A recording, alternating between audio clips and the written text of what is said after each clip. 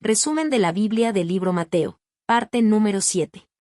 Ministerio en Jerusalén. Capítulo 21 al 25. Introducción.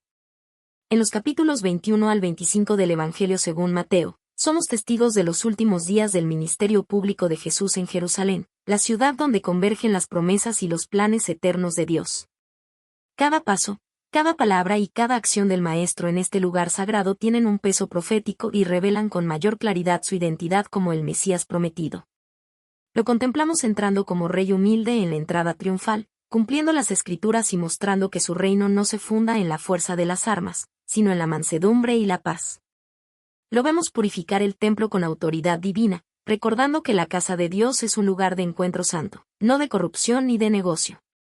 A través de parábolas profundas, Jesús abre los misterios del reino y confronta a los corazones endurecidos, enseñando que la verdadera justicia no se basa en apariencias externas, sino en una vida transformada por la obediencia y el amor. Y en el Monte de los Olivos, con palabras solemnes, anuncia a sus discípulos las señales del fin y su gloriosa segunda venida, llamándolos, y también a nosotros, a vivir con fe, vigilancia y esperanza. Este recorrido es más que una narración histórica, es un llamado personal. Nos invita a abrir el corazón, a discernir los tiempos, a permanecer firmes en la fe y a reconocer en Jesús no solo al Maestro, sino al Señor de la historia, el Rey eterno que vendrá con poder y gloria. La entrada triunfal. Al acercarse a Jerusalén, Jesús pidió a 2 de sus discípulos que le trajeran un asna y su pollino. Con este gesto, cumplía la profecía de Zacarías que anunciaba: «He aquí, tu rey viene a ti, justo y salvador, humilde, y cabalgando sobre un asno». La multitud, al verlo entrar en la ciudad, extendía sus mantos sobre el camino como señal de honor y respeto, mientras otros cortaban ramas de los árboles y las tendían delante de él. Con voces fuertes y llenas de gozo, clamaban: «Hosana al Hijo de David. Bendito el que viene en el nombre del Señor. Hosana en las alturas». La ciudad entera se conmovió. Algunos preguntaban con asombro: ¿quién es este? Y las multitudes respondían: «Este es Jesús, el profeta de Nazaret de Galilea». Sin embargo, en medio de la algarabía, pocos comprendían la verdadera naturaleza de este rey. Jesús no entraba como un conquistador con espada, sino como el príncipe de paz, ofreciendo salvación y un reino que no es de este mundo. La entrada triunfal fue más que un momento de celebración, fue un acto profético que revelaba el carácter del Mesías. No buscaba el trono de Jerusalén, sino el trono de los corazones. No vino a vencer a Roma con ejércitos humanos, sino a vencer al pecado y a la muerte con la entrega de su vida. Mientras las multitudes lo aclamaban, el camino hacia la cruz ya estaba marcado. Los mismos labios que gritaban Hosana pronto clamarían: «y crucifícale». Pero en ese día glorioso, el Rey Eterno entró en la ciudad santa para cumplir el plan perfecto de Dios. La purificación del templo. Cuando Jesús entró en el templo de Jerusalén, el lugar más sagrado para el pueblo de Israel, sus ojos se encontraron con una escena que reflejaba el corazón endurecido de la nación. El atrio de los gentiles, destinado a que todas las naciones pudieran acercarse a Dios en oración, se había transformado en un mercado bullicioso. El ruido de los animales, las voces de los mercaderes y el tintinear de las monedas habían reemplazado el silencio reverente que debía reinar en la casa del Señor.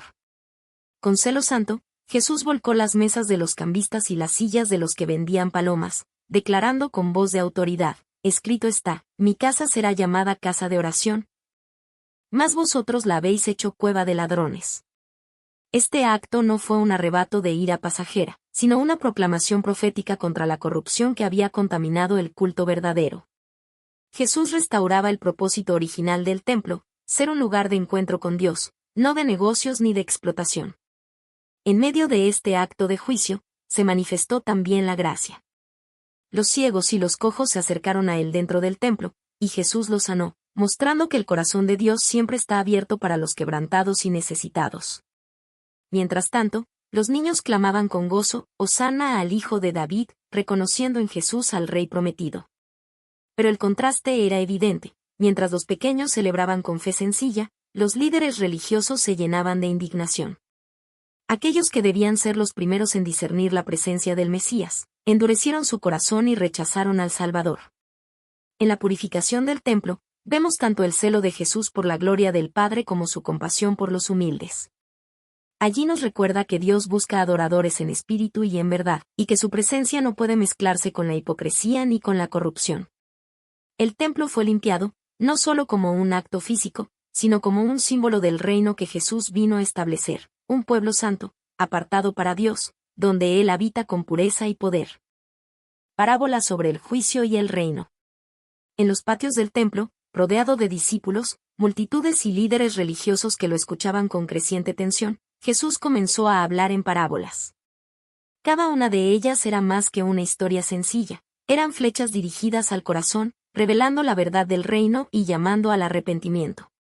Primero contó la parábola de los 2 hijos. Uno dijo que obedecería, pero no lo hizo, el otro, aunque al inicio se negó, finalmente cumplió la voluntad del Padre. Con esta enseñanza, Jesús mostró que no son las palabras lo que demuestran la fidelidad, sino las acciones. Los publicanos y las prostitutas, despreciados por la sociedad, entraban antes al reino porque respondían con arrepentimiento sincero, mientras que los líderes religiosos se quedaban fuera por su hipocresía. Luego relató la parábola de los labradores malvados. Un hombre plantó una viña y la arrendó a labradores, pero cuando envió a sus siervos a recoger el fruto, ellos los golpearon y mataron. Finalmente envió a su hijo, pero también lo rechazaron y lo asesinaron. Con esta parábola, Jesús denunció el rechazo de Israel a los profetas y anticipó su propia muerte a manos de aquellos mismos líderes.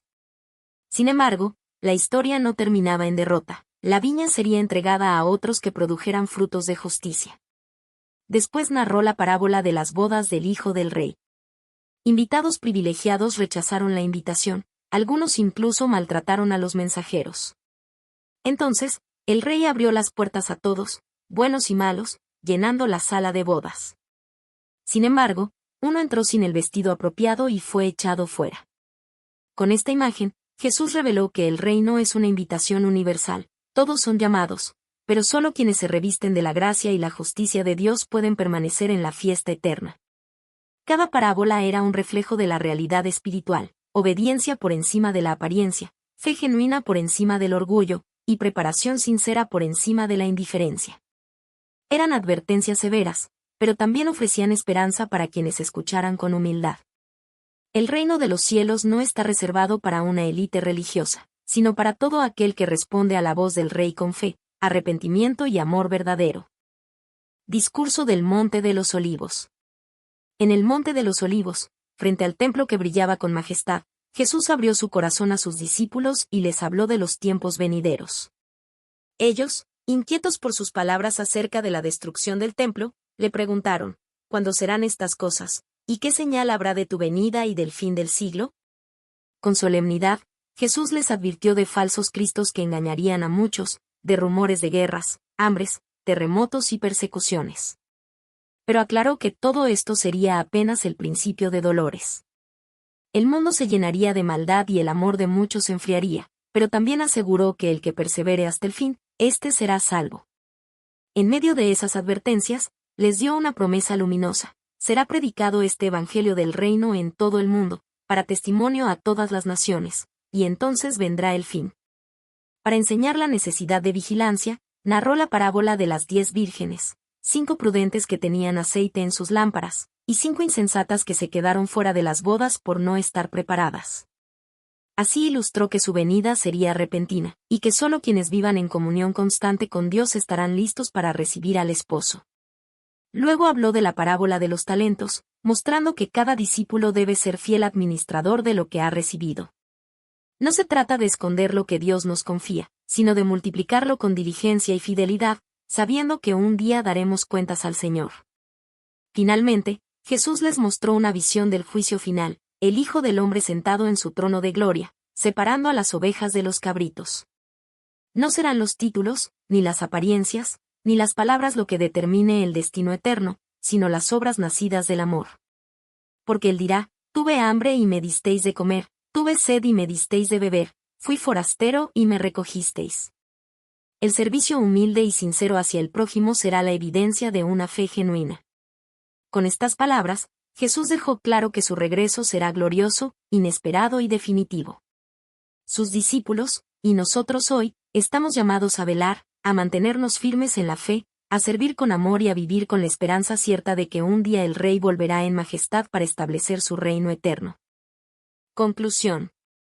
El ministerio de Jesús en Jerusalén nos muestra un retrato completo del Mesías, al Rey que entra con humildad sobre un asno, al Señor que purifica con celo santo, al Maestro que enseña con verdad y al Juez que vendrá con gloria. Cada paso, cada palabra y cada acción revelan el corazón de Dios y nos invitan a tomar una decisión personal frente a Él. La entrada triunfal nos invita a aclamarlo como Rey en nuestra vida, rindiéndole el trono de nuestro corazón. La purificación del templo nos recuerda que el verdadero culto comienza con un corazón limpio y sincero delante de Dios.